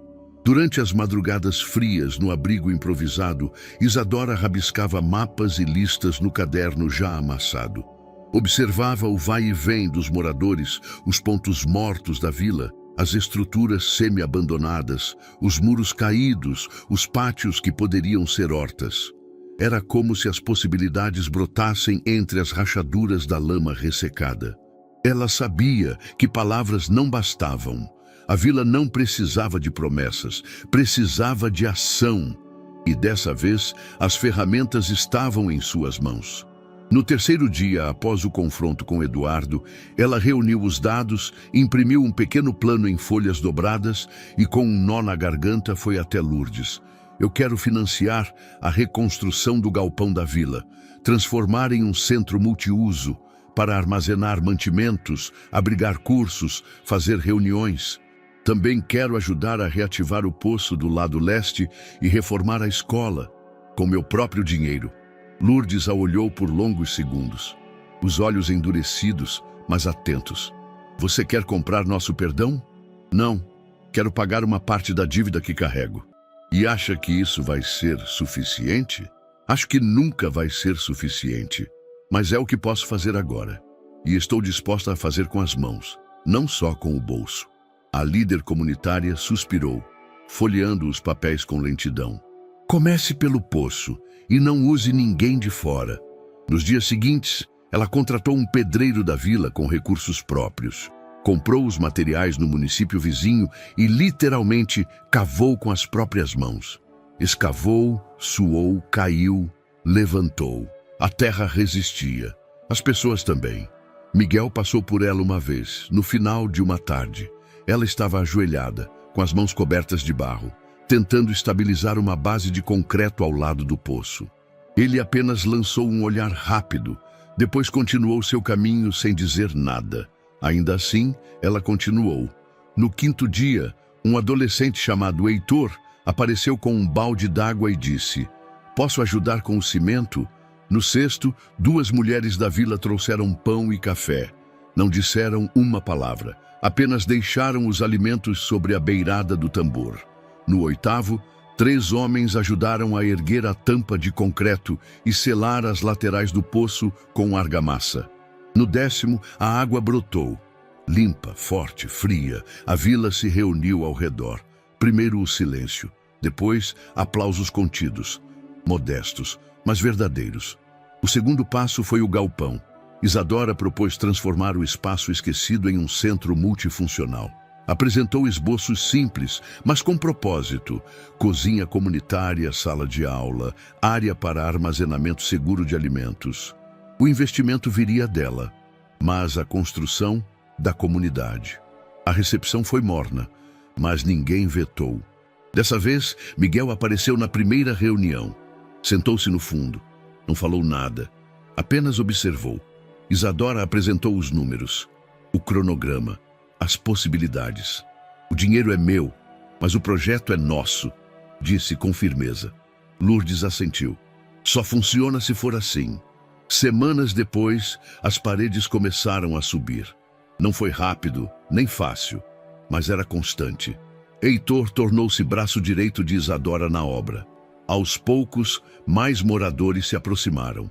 Gente que antes passava distante, agora trazia martelos, cordas, cimento, ideias. Miguel continuava distante, mas não ausente. Participava dos mutirões, trabalhava ao lado dela. Mas as palavras entre os dois eram poucas. Isadora não forçava. Sabia que para certos muros caírem não bastava força, era preciso tempo. Em uma manhã de céu claro, ela chegou ao galpão e encontrou uma pequena faixa pendurada entre 2 pregos, feita de pano velho. Centro Comunitário Raízes de Santa Lúcia. Ninguém confessou ter feito, mas ela reconheceu o gesto. Foi o primeiro sorriso genuíno que deu em semanas. Naquela tarde, ao terminar de assentar os últimos blocos, ela parou, olhou as mãos cobertas de pó e pensou: não era mais sobre ser aceita, era sobre pertencer. O galpão comunitário estava quase pronto. As paredes recém-pintadas ainda exalavam cheiro de cal, e a estrutura de madeira exposta ganhava um brilho suave sob o sol da tarde. Crianças corriam ao redor, jogando pedrinhas no chão batido, e adultos circulavam com tábuas e latas de tinta. Aos poucos, a vila recuperava não só seu espaço, mas também parte da sua dignidade. Isadora trabalhava calada, preferia a pá e o martelo às palavras. Sentia que cada gesto era uma tentativa de costurar o tecido rasgado entre ela e aquela comunidade. Um fio por vez. E Miguel estava sempre por perto. Nunca longe o bastante para desaparecer, mas também nunca próximo o suficiente para se fazer presente de verdade. Era como uma sombra firme, constante, difícil de ignorar. Trabalhava nas tarefas mais pesadas. Chegava cedo, saía tarde, conversava com os demais, mas com ela só o necessário. Eles se esbarravam em tarefas, cruzavam olhares nos corredores improvisados do canteiro de obras, mas as trocas permaneciam breves. "Precisa de mais cimento", disse ele uma manhã, sem levantar os olhos. "Vou buscar no depósito", respondeu ela, já se virando. E foi isso. Conversas como essa aconteciam com frequência, ásperas, técnicas, contidas, como se qualquer emoção que escapasse além da superfície pudesse afundar os dois de novo. Heitor, que observava os dois com uma mistura de respeito e curiosidade juvenil, certa vez comentou: "Vocês parecem 2 rios correndo lado a lado, mas fingindo que não se veem." Isadora apenas sorriu. Miguel, que escutara de longe, não respondeu. Naquela mesma tarde, enquanto serravam tábuas lado a lado, ela tomou coragem para romper o padrão. "Você me odeia?" Miguel parou por um instante. Limpou o suor da testa com a manga da camisa. Não, mas não confia em mim. Não é questão de confiança. É de sobrevivência. Ela deixou a tábua de lado. Eu entendo sua dor, mas não quero mais fingir que você não está aqui. E o que quer, Isadora? Ele usou o nome inteiro, com frieza. Quero conversar. Nem que seja só isso. Conversar sobre o quê? Sobre como você viveu anos sustentando algo que destruiu gente como a minha. Sobre como entrou na minha casa e dormiu debaixo do mesmo teto sem dizer quem era. Sobre como me fez acreditar que... Ele parou. Ela não completou. O silêncio que se seguiu foi sufocante e, ao mesmo tempo, necessário. Eu não estou aqui para me defender, nem para te pedir perdão todos os dias, disse ela com calma. Eu só quero que saiba que tudo que fiz, desde que a verdade veio à tona, foi real. É a única coisa que posso te oferecer. A verdade. Agora. Miguel olhou para ela, os olhos cansados, mas atentos. Às vezes, a verdade também destrói. E às vezes, reconstrói. Mas ele não respondeu. Pegou a serra e voltou ao trabalho. Nos dias seguintes, esse padrão se repetiu. Breves diálogos, pausas longas, olhares que diziam muito mais do que a boca permitia. Em uma noite chuvosa, enquanto prendiam lonas para proteger o novo telhado do galpão, um relâmpago iluminou os dois por um segundo. Isadora escorregou na escada. Miguel a segurou antes da queda. Por instantes, ela ficou apoiada no braço dele. Os olhos se encontraram. O tempo quase parou, mas ele recuou, sem agressividade. Apenas firmeza. Cuidado, murmurou. Ela assentiu e desceu sozinha. Esse era Miguel agora. Um campo minado de silêncio e contenção. Um homem tentando proteger o que restava da própria estrutura interna. E Isadora, por mais que desejasse algo mais, entendia. Não insistia. Apenas continuava ali. Porque às vezes ficar também era um gesto de amor. Era cedo quando o primeiro balde d'água foi despejado no chão de cimento rachado. A poeira subiu, misturando-se com o cheiro de tinta, madeira crua e expectativa. A escola de Santa Lúcia, uma construção simples com paredes descascadas e janelas empenadas, estava finalmente no centro das atenções. Durante anos, ela fora esquecida. A enchente só acelerou o que o tempo já corroía, mas agora algo mudava. Era como se, tijolo por tijolo, a vila tentasse dizer às suas crianças: nós ainda acreditamos em vocês. O mutirão começara cedo, convocado por Lourdes e apoiado por Isadora, que organizara os materiais e trouxera os recursos. Pincéis, brochas, rolos, tábuas, martelos, tudo estava à disposição, assim como as mãos de quem acreditava em recomeços. Miguel chegou entre os primeiros. Trazia um conjunto de ferramentas pendurado no ombro e um semblante concentrado. Isadora já estava no pátio, distribuindo funções com uma prancheta velha e um boné improvisado. Quando o viu, hesitou por um instante. Mas então continuou, como se sua presença fosse agora parte do fluxo natural das coisas. Preciso de alguém que saiba reforçar estruturas de telhado, disse ela, sem olhar diretamente para ele. Eu sei fazer isso, respondeu Miguel, do mesmo jeito prático de sempre. Ela apenas assentiu. Ele subiu na escada minutos depois, com 2 ajudantes ao lado. Os 3 começaram a retirar telhas danificadas, em sincronia. Isadora, por sua vez, focava na parte interna, coordenando pintura e divisão de tarefas por sala.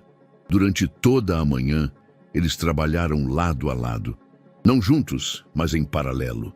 Não havia intimidade, mas havia respeito. E pela primeira vez em muito tempo, isso parecia ser o suficiente. Na hora do almoço, os voluntários se reuniram sob a sombra de uma árvore grande no fundo do terreno. Lourdes distribuía arroz, feijão e frango em marmitas reaproveitadas. Isadora sentou-se no chão, entre 2 adolescentes, com o rosto e os braços sujos de tinta azul clara. Miguel estava do outro lado da roda. E, para a surpresa dela, ele se aproximou e sentou-se a uma distância próxima, mas segura. A estrutura do telhado estava pior do que eu pensava, disse, entre uma garfada e outra. E mesmo assim, você resolveu ficar lá em cima por 3 horas. Melhor eu do que alguém despencar. Ela riu com suavidade. Obrigada. Você fez a parte mais difícil.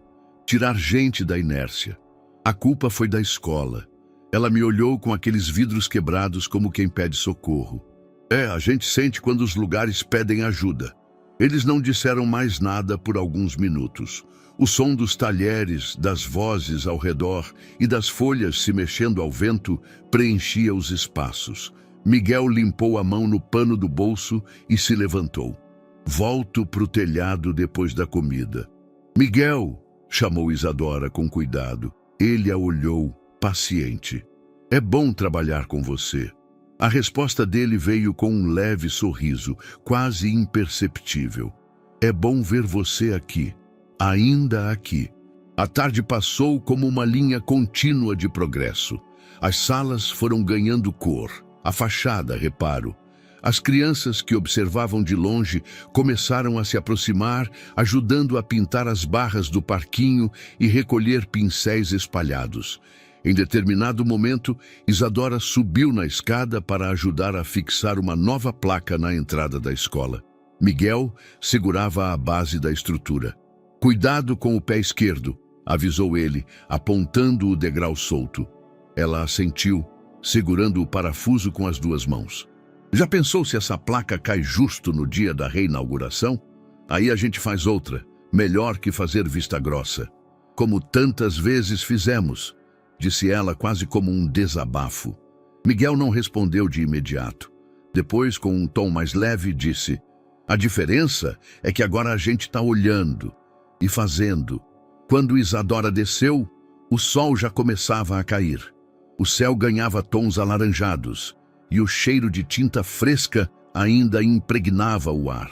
Ela parou diante da escola, observando o resultado do dia. Ao seu lado, Miguel também parou. Tá ficando bonito, comentou. Tá ficando vivo, corrigiu ela. Os dois se entreolharam por um instante, sem necessidade de mais palavras.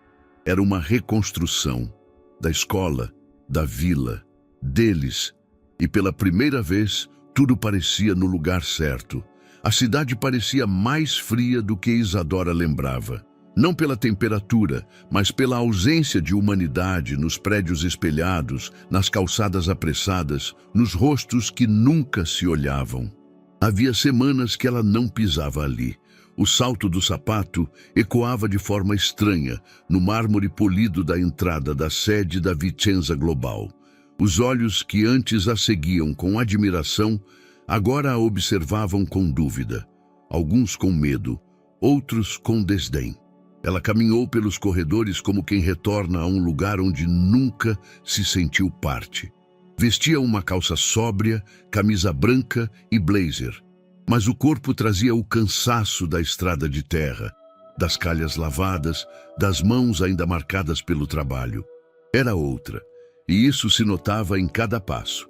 Na recepção do 23º andar, foi recebida por um assistente novo.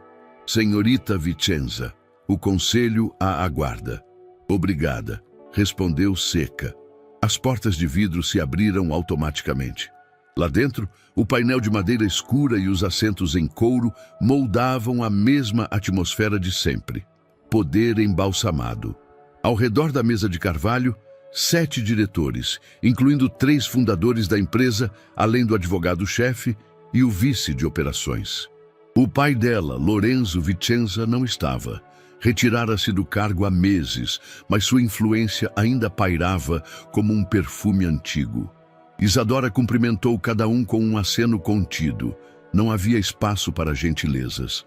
Quando se sentou, pousou à frente uma pasta com anotações e gráficos impressos. Obrigada por me receberem. Sei que meu retorno levanta questionamentos.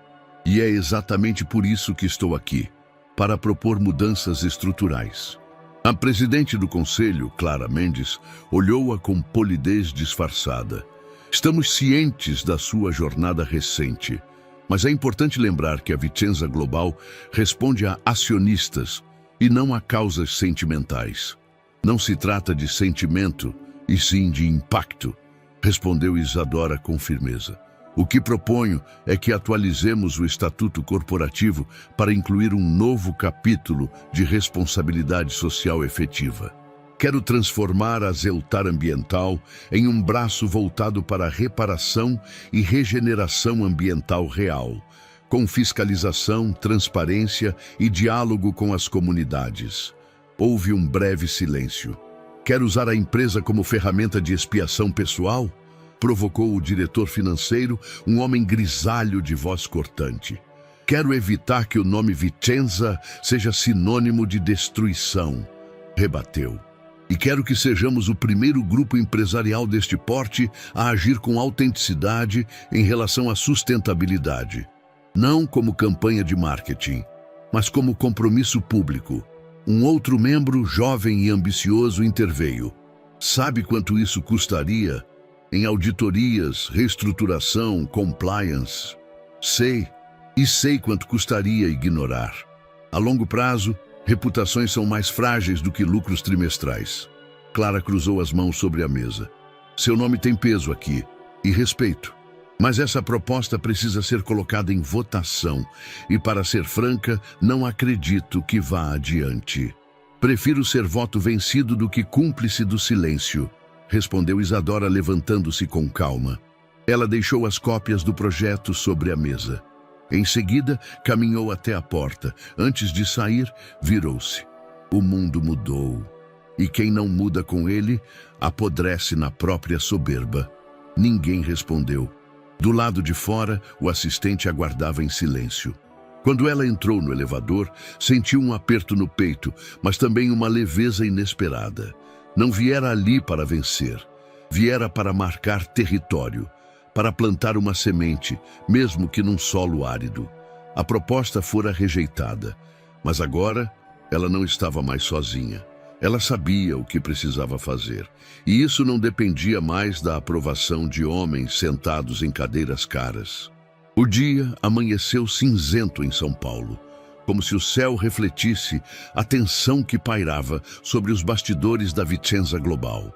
A sede da empresa estava cercada por câmeras, jornalistas e curiosos. Algumas faixas, penduradas discretamente nos postes da calçada, exibiam palavras como justiça, responsabilidade, mudança. Era um dia diferente, um dia que já entrava para a história antes mesmo de começar. A convocação da coletiva de imprensa partira de Isadora com poucas palavras, mas muita firmeza. Não houve solicitação de aprovação do conselho. Não houve eufemismo, ela simplesmente anunciou que precisava falar. Como filha de Lorenzo Vicenza, como mulher e como cidadã. O auditório estava cheio, cada poltrona ocupada por representantes da mídia, influenciadores, ONGs ambientais, estudantes e até funcionários da própria empresa. Atrás do púlpito de madeira escura, o símbolo da Vicenza Global brilhava com sobriedade, mas agora sob outro olhar. Quando Isadora entrou pela lateral do palco, um silêncio automático se impôs. Nada na sua presença remetia à imagem que o público conhecia. Ela não usava salto, não usava joias. O cabelo, preso de maneira prática, revelava um rosto sem vaidade, mas com firmeza. A pele bronzeada denunciava semanas sob o sol do interior. A postura era tranquila, mas o olhar carregava fogo. Ela se posicionou atrás do púlpito, respirou fundo e encarou a plateia. Boa tarde. Pausou. Uma única palavra, mas dita com clareza e coragem. Meu nome é Isadora Vicenza. E por muitos anos, esse foi o único peso que carreguei. Um sobrenome, um crachá, uma linha no organograma de uma das maiores corporações deste país. Mas hoje, não falo a vocês como executiva. Falo como alguém que precisou quase morrer para aprender a viver de verdade. A plateia manteve o silêncio.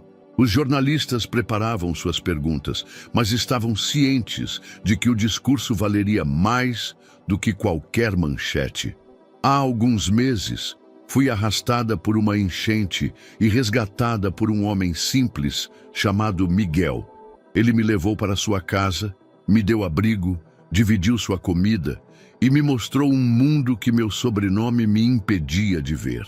Foi em Santa Lúcia, uma vila esquecida, que descobri o verdadeiro significado de justiça social. Lá, eu vi o que nossa empresa deixou para trás. Um rio morto, casas partidas, rostos cansados e uma história de dor que ninguém quis ouvir. Ela se aproximou mais do microfone. O tom era contido, mas a emoção era inegável. A empresa que carrega meu nome e parte do meu sangue foi responsável direta por um desastre ambiental que matou um jovem chamado Samuel. Ele era irmão de Miguel, era brilhante, tinha sonhos e foi engolido pela lama porque nós, aqui dentro, não ouvimos os alertas. Silenciamos, negligenciamos. Houve um murmúrio. Isadora ergueu a mão levemente pedindo silêncio. Hoje eu assumo essa culpa. Não com palavras vazias, mas com ação. Venho propor publicamente a reformulação do Estatuto da Vicenza Global para incluir a responsabilidade social e ambiental como cláusula vinculativa. Isso significa que nenhum projeto será aprovado sem um plano de impacto real, que a Zeltar Ambiental deixará de ser um nome para se tornar um braço ativo de regeneração. E que todos os membros do Conselho que se recusarem a isso terão seus votos expostos, sem mais anonimato, sem mais blindagem. Os flashes começaram. O som das câmeras agora competia com o som da respiração contida do público. Eu estou doando 100% do meu bônus anual para iniciar o projeto Raízes e convido todos os diretores, acionistas e executivos a fazerem o mesmo. Não como gesto heróico, mas como obrigação moral. Ela folheou a última página do discurso. Por um segundo sua voz vacilou, mas prosseguiu. Por anos vendemos inovação, progresso, futuro, mas não se constrói futuro onde há escombros de vidas. O mundo não aguenta mais discursos, o mundo precisa de verdade. E a minha é essa. Eu não posso mudar o passado, mas posso e vou lutar por um presente mais digno para quem foi esquecido. Encerrando, afastou-se do microfone. Por 3 segundos, o auditório permaneceu imóvel. Então, um aplauso solitário, vindo de um funcionário na última fileira, se espalhou como fogo. Logo, todos aplaudiam de pé. O som ecoou pelos corredores, invadiu os elevadores, alcançou a calçada. Do lado de fora, a notícia já corria pelas redes. Isadora quebra o silêncio. Herança e consciência, da culpa à mudança. A comoção era real. O vídeo do discurso viralizou em menos de 15 minutos. Celebridades compartilharam, ativistas comemoraram, estudantes se inspiraram. E até rivais corporativos foram forçados a reconhecer. A Vicenza Global havia sido balançada por dentro. Na manhã seguinte, o conselho, pressionado como jamais fora, se reuniu. Clara Mendes, com olhos tensos e expressão contida, foi a primeira a falar. Votaremos novamente. E desta vez em caráter extraordinário. A votação foi apertada, mas a proposta foi aprovada, e com ela o nascimento oficial do projeto Raízes.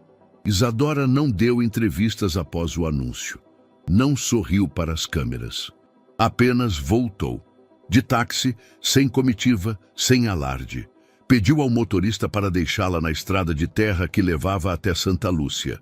Caminhou sozinha os últimos 2 quilômetros, como se quisesse sentir de novo o chão que lhe dera o norte.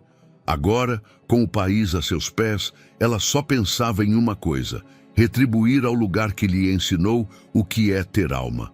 O entardecer em Santa Lúcia não era apenas bonito, era sereno.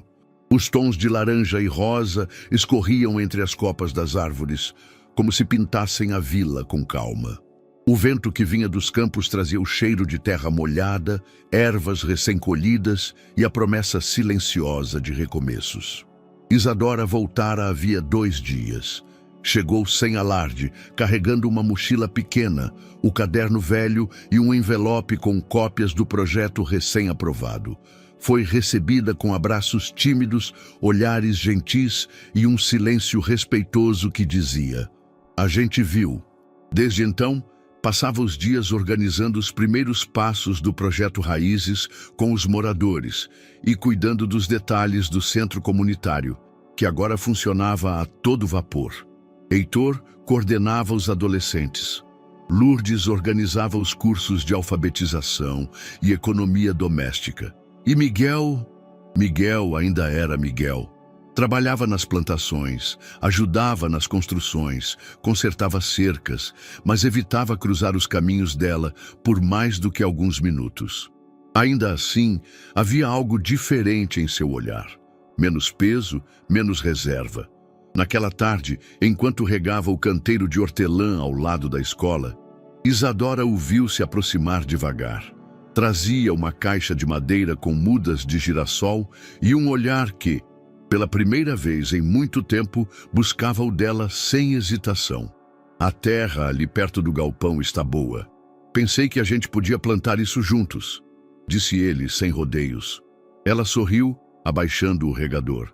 "Achei que nunca mais ia ouvir esse agente de novo." Ele se abaixou ao lado dela, pegando a enxada com naturalidade. "Achei que também nunca mais ia querer dizer." Por alguns segundos, os dois trabalharam em silêncio. A terra cedia fácil sob as mãos. Os brotos foram colocados com cuidado, um a um, com espaço para crescer. "Você mudou as coisas", disse ele de repente. "Ou talvez tenha sido a terra que me mudou", respondeu, olhando o solo entre os dedos. Miguel limpou as mãos no jeans e a encarou. "Eu fiquei com raiva, não só pela mentira, mas porque eu te vi, antes de saber quem você era. E eu confiei. E eu falhei com isso." "Sim, mas também voltou. E não precisava." Ela suspirou. "Eu precisava sim. Para mim, para vocês, para tudo que eu quero construir agora." Miguel tirou um papel dobrado do bolso. Era o panfleto do projeto Raízes. Isadora arregalou os olhos. "Onde achou isso?" "Tava na igreja. Vi que teu nome tá ali. Mas dessa vez do jeito certo." Ela olhou para ele com os olhos marejando. "O certo é esse aqui", respondeu apontando para a terra. Ele assentiu. Depois estendeu a mão, suja de barro. Ela hesitou. E então segurou. Ficaram assim, mãos entrelaçadas por um instante que parecia conter tudo. A dor, a redenção, o aprendizado, o afeto ainda silencioso, mas pulsante. "Sabe", disse Miguel encarando o horizonte, "meu irmão uma vez me disse que a gente só entende a vida quando para de tentar vencê-la. E começa a plantar coisas boas, mesmo sem saber se vai colher." Isadora sorriu com os olhos fechados. "Então acho que estamos finalmente entendendo. Talvez. E se um dia eu errar de novo?" Miguel deu de ombros. "A gente aprende a consertar. Como se conserta cerca torta, com tempo e paciência." Os dois terminaram de plantar os girassóis. Depois, sentaram-se na beirada do canteiro, as costas apoiadas no muro recém-pintado, o céu escurecendo aos poucos sobre eles. "Você ainda gosta de cidade?" perguntou Miguel. "Gosto, mas gosto mais de terra, de vento e de silêncio que fala." "E gosta de mim?" Ela riu, encostando a cabeça no ombro dele. "Gosto, mesmo quando você cala mais do que devia." "Então talvez a gente tenha alguma chance. Talvez já tenhamos."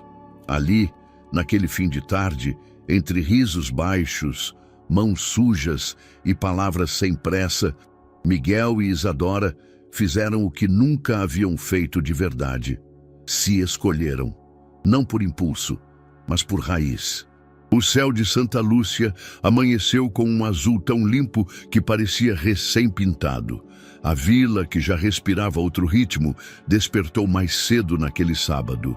Crianças corriam pelas trilhas de terra, mulheres preparavam flores de papel colorido, homens amarravam fitas em cercas e postes. A escola havia virado salão, o galpão, agora revitalizado, se tornara cozinha comunitária. E a pequena praça de terra batida fora transformada por um único dia em altar. Isadora acordou com o cheiro de café forte vindo da cozinha da casa de Lourdes, onde dormira na noite anterior. Sentou-se na cama por um instante, em silêncio. Havia algo de irreversivelmente bonito na simplicidade daquele momento. A vida inteira fora feita de cerimônias opulentas, festas sob luzes artificiais, sorrisos ensaiados. Mas agora, ao se olhar no espelho, vendo-se com o rosto limpo, o cabelo trançado pelas mãos de Heitor, que se revelara habilidoso com penteados, ela viu pela primeira vez alguém que não precisava impressionar, apenas existir. Lourdes entrou com um vestido branco de linho simples nas mãos. Está na hora, menina. Isadora sorriu, pegando o tecido com cuidado. Nunca pensei que diria isso, mas estou nervosa. Não se preocupe, você não vai casar com um rei, vai casar com a terra. No centro da vila, Miguel já estava pronto. Vestia camisa clara, calça de algodão e um par de botas antigas que mandara engraxar. O cabelo, sempre bagunçado, agora estava preso em um coque discreto, a barba feita, a expressão serena. Você está parecendo o homem de cartório, comentou um senhor batendo em seu ombro. Miguel riu. Hoje posso parecer. Amanhã volto a parecer agricultor. Só não esqueça, agora carrega o peso da mulher mais falada desse país. E o privilégio também. A cerimônia foi marcada para as 4 da tarde. Não havia altar convencional, apenas uma estrutura de bambu decorada com panos brancos, flores do cerrado e ramos de alecrim. No chão, passadeiras de juta, folhas verdes e pétalas recolhidas pelas crianças. O som do violão de um rapaz da vila preenchia o ar com acordes suaves, enquanto os convidados se sentavam em bancos improvisados, alguns sobre esteiras. Quando Isadora apareceu na curva da estrada, o burburinho cessou. Vestia o vestido de linho com sandálias de tiras. Trazia nas mãos um buquê de ervas, hortelã, manjericão, lavanda e alecrim. O coração batia forte, mas os pés avançavam firmes. Miguel a esperava ao lado do altar. Quando a viu, seus olhos se suavizaram. Ela andou em sua direção com um sorriso contido, os olhos brilhando. Parou diante dele e disse, antes que qualquer oficiante falasse, eu vim. Miguel apenas respondeu, e eu fiquei. A cerimônia foi conduzida por Lourdes, com sua voz forte e firme. Este casamento é de barro e semente, começou ela. Não se trata de alianças de ouro, mas de mãos que se sujaram juntas. Não se trata de promessas que ecoam em salões, mas de gestos que brotaram entre chuvas e silêncios. Os votos foram simples. Eu, Isadora, escolho você, Miguel. Não porque preciso, mas porque te respeito e porque encontrei em você a minha raiz. Eu, Miguel, escolho você, Isadora, mesmo com medo, mesmo com dúvida, porque você trouxe sol quando só havia chão molhado e porque eu quero construir, não sozinho, mas contigo. As crianças entregaram 2 alianças feitas de cipó e madeira polida, e quando colocaram nos dedos um do outro, todos aplaudiram. O aplauso não foi explosivo. Foi longo, caloroso, emocionado. O banquete foi coletivo. Panelas de barro, doces feitos pelas mulheres da vila, caldo de mandioca, bolos simples e sucos naturais. Havia música, havia dança. Mas, acima de tudo, havia algo raro: pertencimento. No fim da tarde, Isadora e Miguel caminharam até o campo onde plantaram os girassóis. Sentaram-se no chão, encostados um no outro. O céu alaranjado os envolvia como um véu silencioso. Casamos, disse ela, como quem ainda testava a palavra. Casamos, confirmou ele, entrelaçando os dedos aos dela. E agora? Agora a gente planta mais. E cuida melhor. Ela sorriu. Nunca imaginei que amar podia ser tão calmo. É que você nunca teve amor com cheiro de terra. Ela encostou a cabeça no ombro dele.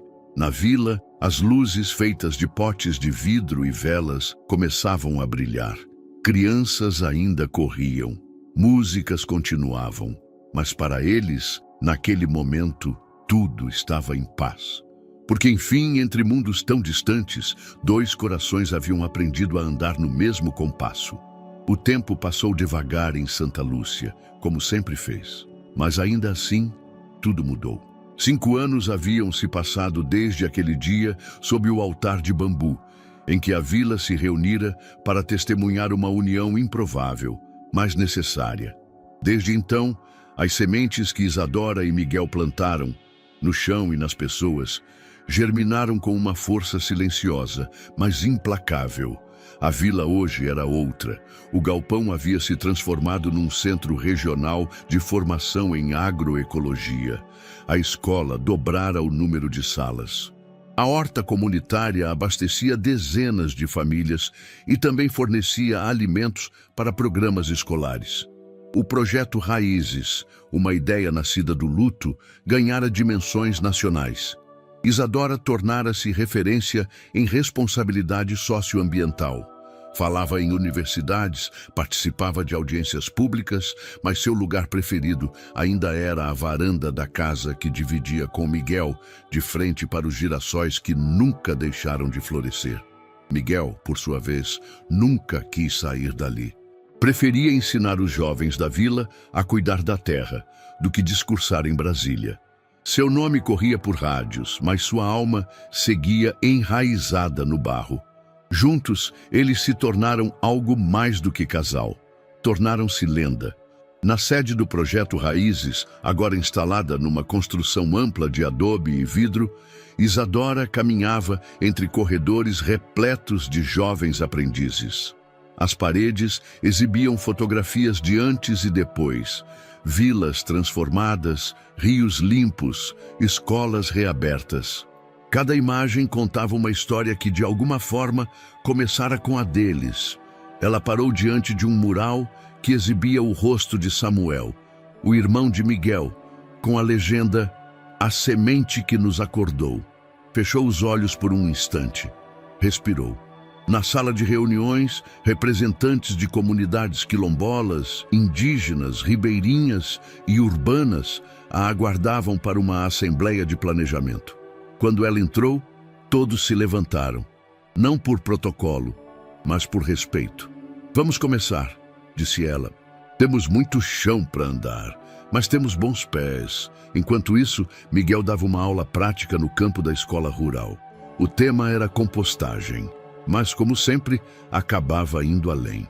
"Vocês sabem o que é adubo natural?" perguntou a um grupo de crianças com botas de borracha e cadernos manchados de barro. "É transformar o que sobra em coisa boa", respondeu uma menina orgulhosa. "Isso mesmo. E gente também é assim. A gente passa por dor, perde coisa, leva tombo. Mas se souber transformar, vira raiz, vira vida nova."